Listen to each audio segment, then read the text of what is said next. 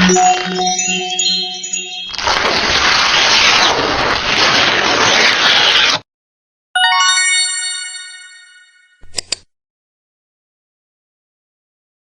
few moments later.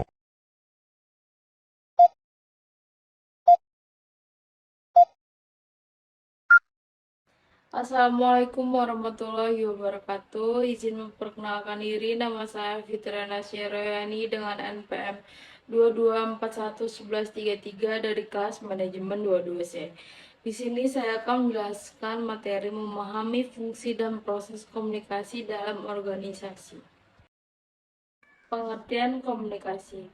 Komunikasi adalah proses penyampaian pesan atau informasi dari satu pihak kepada pihak lainnya, sehingga pesan yang dimaksud dapat dipahami. Komunikasi dapat dilakukan secara lisan atau nonverbal.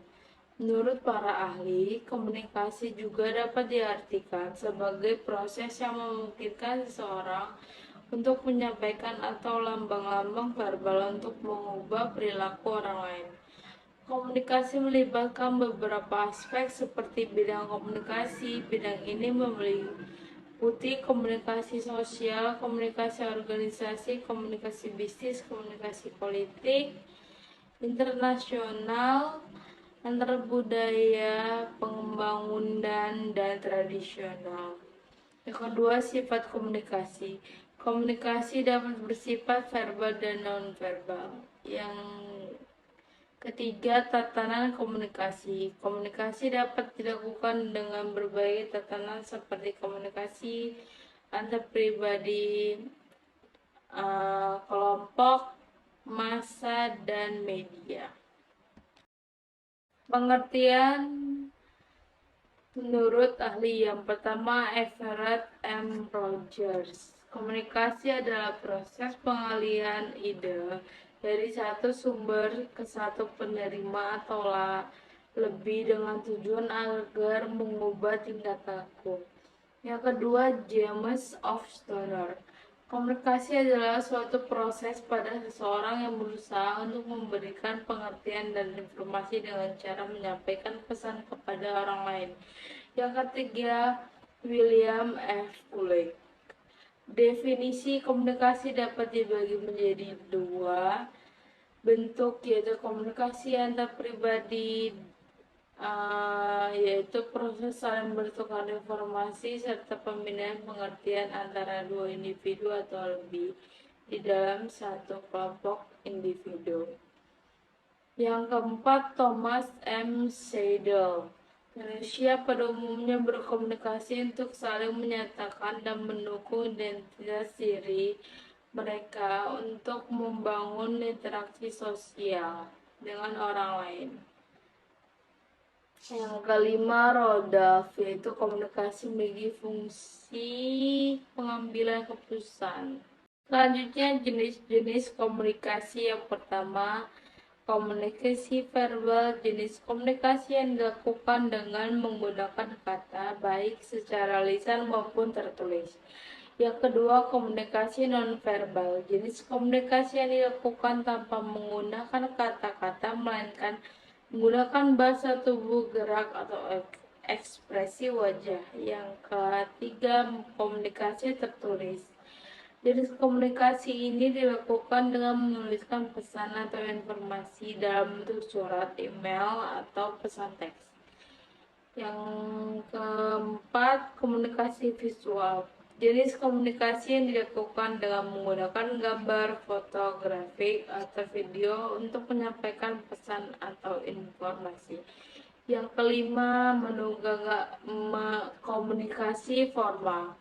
Jenis komunikasi ini dilakukan dalam konteks formal seperti dalam lingkungan kerja atau organisasi. Yang kelima, komunikasi informal. Jenis komunikasi ini dilakukan dalam konteks informal seperti kehidupan sehari-hari.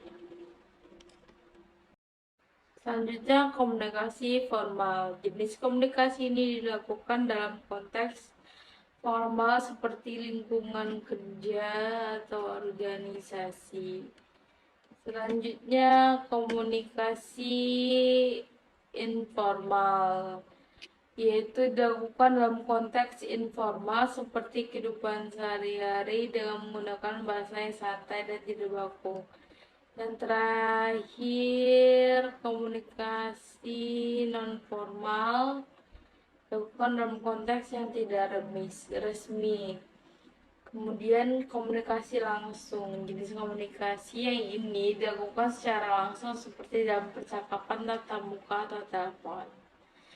Yang selanjutnya, komunikasi tidak langsung, jenis komunikasi yang dilakukan melalui media seperti surat atau email. Dan yang terakhir, komunikasi massa. Komunikasi ini dilakukan dengan menyampaikan pesan atau informasi kepada khalayak yang lebih luas, seperti melalui media massa atau iklan. Mengapa komunikasi penting dalam organisasi? Yang pertama, memudahkan koordinasi dan penyebaran informasi. Komunikasi memungkinkan informasi dan pesan yang dibutuhkan dapat disampaikan dengan mudah dan cepat kepada pihak yang berkepentingan. Yang kedua, dapat meningkatkan kerjasama. Komunikasi yang baik dapat meningkatkan kinerja sama antara anggota organisasi sehingga dapat mencapai tujuan bersama dengan lebih efektif. Yang ketiga, melancarkan evaluasi. Komunikasi yang baik dapat memudahkan proses evaluasi di dalam organisasi sehingga dapat meningkatkan kinerja organisasi. Yang keempat, memudahkan pengamatan. Komunikasi yang baik dapat memudahkan setiap anggota organisasi mengetahui peran, tugas, dan fungsinya di dalam organisasi. Yang kelima, menghubungkan organisasi. Komunikasi dapat menghubungkan organisasi dengan pihak luar, seperti pelanggan, pemasok, dan mitra bisnis. Yang terakhir, manajemen konflik. Komunikasi yang baik dapat membantu menyelesaikan konflik di dalam organisasi dengan lebih efektif. Sekian yang dapat saya sampaikan. Mohon maaf bila ada salah kata. Saya akhiri. Wassalamualaikum warahmatullahi wabarakatuh.